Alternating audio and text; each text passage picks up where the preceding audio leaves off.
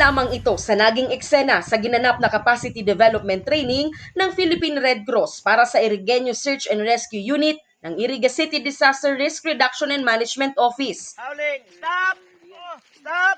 Hinasa ang ropemanship skills ng 25 ISARU personnel.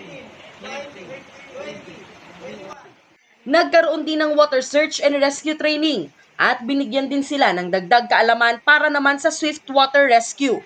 Kailangan po ma-equip ang ating mga personnel para kapag po dinideploy natin sila, ay alam nila yung mga proper techniques. And syempre po ang main objective kasi as rescuer ay lagi namang safety of the responder and the general public.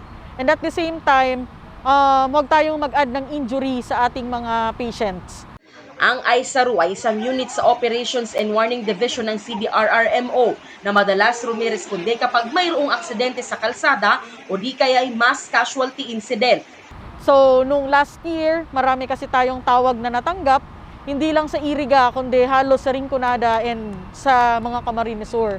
So, isang layunin po niyan ay para din hindi lang para sa Irigenyo. So, makatulong sa ibang municipality kung kinakailangan. Kasabay po ng pag-ipon ni Mayor ng ating mga equipment para sa search and rescue, ay dapat alam ng ating mga personnel at lalong-lalo na ng opisina kung paano po ito natin gagamitin. Nakatakdang sumailalim sa instructors training course ang 8 miyembro ng ISARU upang maibahagi rin nila ang mga natutunan sa Barangay Emergency Response Team.